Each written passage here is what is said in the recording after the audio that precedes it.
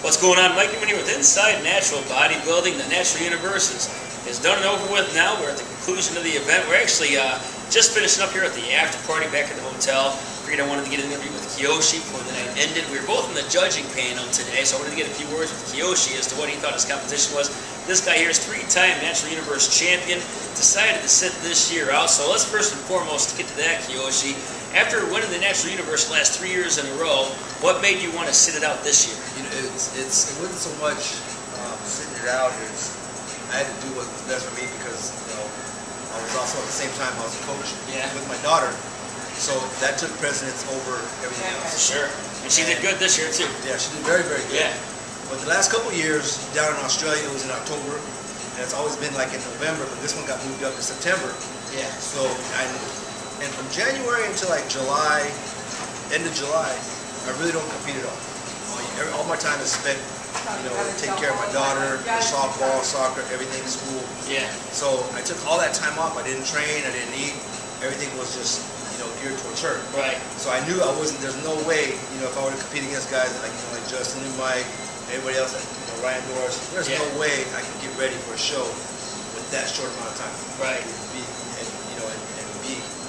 challenging. Yeah, okay, gotcha. So that's the main reason that I set it up.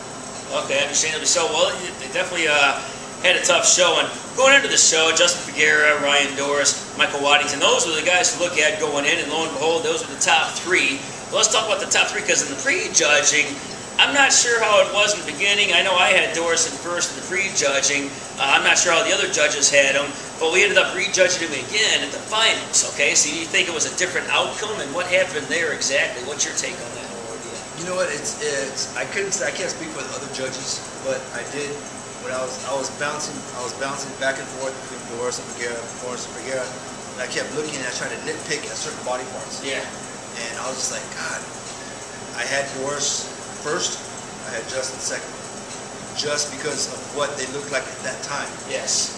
When they came out at nighttime, it was completely different. Absolutely.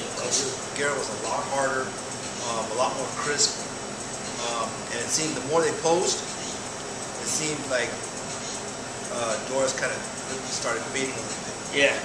And his back got a little bit softer, front got a little bit softer. But Doris's back is still big, still wide, but it just seemed certain areas got a little bit softer. It wasn't hard and crisp. Figueroa kept coming on and on and on and on. Yeah. And then we got the judge. We're going to judge him again. Right. I was like, well, let's do it. We took the top three. We judged him again. And came out with a different outcome. Absolutely. Now, I was in the audience, at the judging table, and I seen Justin Figueroa come out, and I'm like, you know what? Justin looks a lot tighter now than he looked this morning. He looks it was noticeably different. And I'm like, man, if he would have looked like this morning, then it could have been a different outcome. I might have gave him first place. And that's where Kathy Saldana came down and gave us the word that we were going to rejudge him again, and it came out in Justin's favor this time. So yeah, totally different outcome now.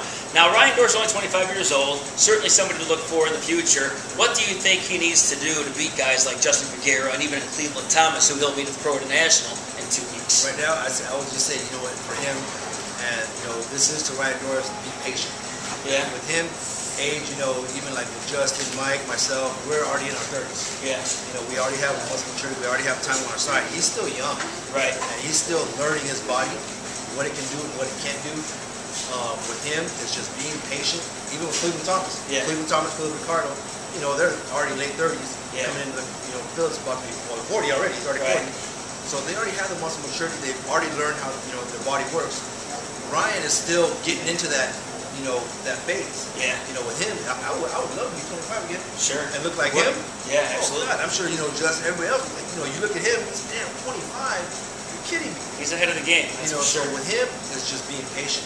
Okay. If he can stay patient and just keep learning, getting better and better and better, honestly, Mike, within 5 years, I don't see anybody touching him. Yeah, he's going to be a force. That's for damn sure. Well, so we know enough about Doris and Justin Figueroa now, and it's no surprise what Figueroa did coming into the show, nor Doris for that matter. What about Michael Waddington? Why do you think he fell to third place, and what could he have done to place higher? Put me on the spot now. I mean, we're both judges. We just got to critique him. I know what I would say. When I look at, I'm gonna be honest. When I look at Mike, and I look at he has a different type of physique. Yeah. The of course, he's a little bit taller. You know, his lats are high, so they don't drop all the way down. It doesn't give him that V taper that he needs. And comparing his legs to Justin's legs, his legs to Ryan Doris, Figueroa and Doris have a sweep. Now I'm nitpicking a little bit. They have a sweep to him. Mike doesn't have that sweep because he's a little bit taller. So I think that's one of the things that really, really hurts him. Sure. And you know, if you really look at his physique, you try to nitpick certain things, he's a little bit blockier. Yeah. And you know, if he built up that back width-wise and get that sweep going a little bit, you know, a little bit more, it'd actually give him more of an X-ray. Right. But like right now, when I look at him, and you know, and I argue with a lot of people on this, I said he doesn't have that X-ray that, you know, like a Figueroa and Doris does. You know, that he needs that sweep and that more width. Yeah, that's the consensus. He came in a little blocky. Now, there were only 8 guys in this lineup, but it was the best lineup I've seen. I've been to only 4 pro shows this year, but it was a deep lineup, a lot of competitors. And they said there were 4 ties in the whole show, in the whole pro men lineup. So out of those 8 pro men, outside of the top 3, did anybody else stand out that got your attention? Yes, they did. I want to say, well, Brian Ahlstrom? Brian Ahlstrom, yes. And then there was another guy. Actually, there was a couple guys, because you know what? When you look at that whole lineup, there was 8 pro men. Yeah. Usually, when you have even like any kind of lineup there is, whether it's 1 through 10, 1 through 8, 1 through 5, there's always like the last 2 or last 3 that don't really look that good. Yeah. They don't come in shape. This show, the first through 8, everybody was in shape. Exactly. You had your 8th place, 7th and 8th place. 8th place was shredded to the bone. Yep. You know, Teran Lopez, which I think placed 7th. Right. 7th, he had striated glutes. I mean, but you know, he didn't have the size. No. And then you just kind of went up. Everybody had striated glutes. Everybody was shredded. Everybody was in condition. Yeah. Then you had Habibine Alarian. I think that's how you say it. Habibine Alarian. That's how you say his name. Even he's got potential. He's you know, he's got the thing. I think he plays 6, but he's also somebody that, you know, could be a force later on down the road as well. He had those outer thighs, and you know, could do better in the conditioning department in the back, especially. Well, we were talking about him. Right. You know, during prejudging. Yeah, this guy was pretty good. Exactly. So certainly something to look for later on down the road. He placed kind of low. I think he placed right where he needed to place. But nonetheless, it was a tough lineup. But Brian Ahlstrom, I've only seen pictures of him. I knew he was going to bring the conditioning. He's a Team Wilson athlete. Cliff Wilson always brings his athletes in condition. But I didn't realize he was going to have the full muscle bellies that he had. He came a little more full than I thought he did. He could do better in the front sitting relaxed pose, but his side poses and back poses, I was impressed with him. What did you think about Brian Ahlstrom? I liked him. With him, you know, and I believe it was one of your podcasts. Posing is a lot. Yes. You know, if you're not showing your strengths, then you know it's going to hurt you. And you know, a lot of people come out there and they're not posing right, and they're showing their weaknesses. Yeah. And in his case, he was showing his weaknesses. And you know, a lot of the poses like the front relax, you know, it wasn't a certain thing that he should be doing. Right. But there was another guy, I can't remember his name, but we were going back and forth with him. He had red trunks on. I can't remember his name. Ryan, I think it's Ryan. Or I know what you're talking about. He's going to do Pro International in a couple of weeks. Yes. He ended up taking, what, 4th or 5th place? I think it's from St. Louis. Right in there somewhere. Yeah, his name keeps slipping me. I shouldn't forget his name after the next couple But he weeks. looked good. But yeah, he was shredded at the shredded glutes, and he's number 153. I wanted to keep bringing him. Yes. Well, the problem was, the reason we don't know a lot of these guys' names, because in the INBA, they didn't give us the names of the competitors. They gave us the numbers of the competitors. That way we can't play favoritism. We don't know who they are. We just have the numbers and all that. So I didn't know their names. But yeah, competitor number 153 is that was. And definitely looked good. But yeah, like we said, all the guys look good. What about the Pro Masters, man? You got John Hansen. Congratulations, John Hansen, for getting a big win. He looked a lot better than a lot of people thought he was going to come in looking. Yeah. A lot of people didn't expect John Hansen to look the way he was going to look. What did you think about John when you see him? John looked good. I was very, very impressed. But, you know, I've known John since we first competed, you know, in 1998 at the first Natural Olympia. Yeah. And, you know, ever since then, I've always been in awe of him. Yeah. You know, I was like, well, I want to win that Natural Olympia like he did. And when I saw him tonight, it actually kind of, I can't say it got me teary-eyed, but it kind of hit me a little bit because, you know what, he's been working so hard for something. Yeah. And, you know, I believe it's been, what, 20 years, 15, 20 years? Yeah, it's his 20-year anniversary, I think it was. Yeah. And he got to do it in his hometown, in front of his hometown crowd. He looked good. Yeah. He looked very, he came shredded. Especially in the hamstrings. He was training like a man possessed all year long, so he definitely earned it. And I saw him during registration. Yeah. His face was thinned out. Yeah. And you could see it in his hands. I was like, this guy's ready. Absolutely. Yeah, and he got the Best Poser Sword Award as well, so congratulations, John Hanson, for taking that home. And so let's talk about the Natural Olympia now. That's 10 weeks away. Yes. Right? 10 weeks away. So how do you think, what kind of package is Kiyoshi Moody going to bring to the Natural Olympia? And are you going to take it home for the 4th time this year? You know what? I can't say what kind of package I have no idea. You know, but it'll be improved from last year and the years before. Okay. You know, I usually, you know, I'm not going to sit here and lie to you and say I don't. And this will be the first time that I'm trying something that I've never tried in any show. I'm not going to cheat.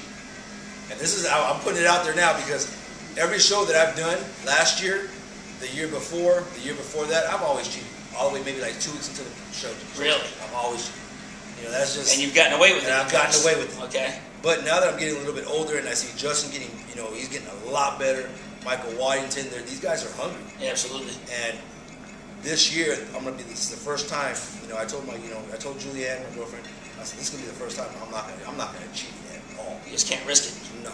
I want to come in where it's just, you know, I want to walk on stage and be like, damn, shit, give it to him now. You know, so down in the competition. Yeah. Sure, that's how it should be. But, you know, I can't say I'm going to win it. I don't know. You never know what's going to happen on, you know, on that day. But nonetheless, are you saying, isn't this your last year competing? You throw it in after this? You know what? I've talked to a lot. I've talked to Denny and I've talked to my girlfriend. They're telling me just take it one year at a time. Sure. In my heart, this year has been really, really hard for me. So, you know, just because I want to put more effort into my daughter even more. Yeah.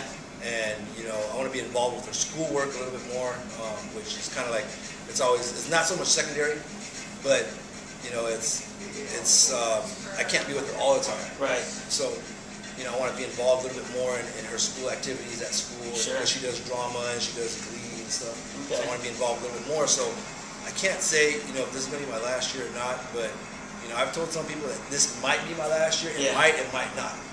You know, so I really can't say, you know, I'm going to take it 1 year at a time. After Natural Olympia, I'll go back and, you know, we'll think about it a little bit more and, you know, and see where it goes from there. Check it out. Okay, and also you got this. You know, you've had like 7 or 8 knee surgeries. You've been an athlete all your life. You played some. Didn't you play some pro football there for a little while? Yes. So you got 7 or 8 knee surgeries. You just re-injured your knee a little bit. The doctor recommends you go through a surgery. You told the doctor, you know what? Wait, I got to do the Natural Olympia first. Then maybe I'll get a knee surgery. What's going on with the knee right now? Well, right now, you know, I heard it. Actually, I was doing leg press. Yeah. And I went really, really heavy. Right. And usually when I do go heavy, you can see it in my videos, I do wrap my knees. Sure. I've always wrapped my knees just because I've had, you know 4 ACL reconstructions, you know, MCLs and PCLs. I've had the whole deal, scopes, everything. Yeah. And I've always wrapped my knees when I go heavy. This is one time I did not wrap my knees. I didn't wrap my knees. I was pushing out the leg press. My knee buckled in. I heard a pop. I didn't really think nothing of it. It hurt real quick. Yeah. It went away. I went a little bit lighter. I kept on going. I finished the workout, did leg extensions, finished the workout, did some lunges, finished the workout. I got home 30 minutes later, my knee just ballooned up like my quad. Okay. Went to the doctor in a couple of days, which was a good buddy of mine. He's an orthopedic doctor. Yeah. And he goes, Kiyoshi, you know what? I could tell right away. I don't have to do nothing, but we'll do some tests. I can tell you for your meniscus. So we did a couple tests, we did some things, and he said, you know what? We did tear your meniscus. We tore your medial meniscus. What's going to happen is 3 to 4 weeks, let it rest, let it completely get the swelling out of there. Have surgery. Another 3 to 4 weeks for recovery. Another 3 to 4 weeks for therapy. And then you'll be good to go. When I told him, I said, you know what? I have the Natural Olympia in 10 weeks. I go, what can I do? Yeah. I can't have surgery right now. He goes, the only thing you can do, ice, ibuprofen, rest, elevation, of course, you know, rice. And then if you have an electrical stimulation machine, EMS machine, he goes, that would be even better, but he goes, you probably won't have one. I said, you know what, actually I do. Yeah. Because all the knee surgeries I've had. Convenient. Yeah. All the knee surgeries I've had, I have one. Right. He goes, use that thing as much as you can. Okay. So that's what I've been doing for like the last couple of days. You know, I even brought it here, you know, to Chicago with me. And when I go to sleep at night, I put it on. It actually turns off after 30 minutes. After about 30 minutes, man, it feels like I just got off the leg extension machine for about 30 minutes. Wow. It's that fatigue. Okay. Well, one more question. I know YouTube makes me stand to the 15-minute rule, so I got to keep it for 15 minutes. But I know you say you want to get the National Olympia out of the way, go back to the drawing board after this, and maybe take it one show at a time. Now, you were a major Team Universe player for quite a few years. Does the thought of doing the Team Universe again ever rage in the back of your head? Yeah, it always does. Yeah. You know, it's something that's eluded me for, you know, since 2007. Yeah. You know, 2007 I won my class. 2008 I won my class. 2009 I didn't win my class, and that kind of burned a real big hole. Yeah. Right in my heart. And you know, I stepped away, and if the time is right and everything's right, then I can think about doing it. You know, I would love to do it again, but right now, you know, if I do end up going back into the NPC, which is be difficult because of everything that would happen before. Yeah. It's, you know, it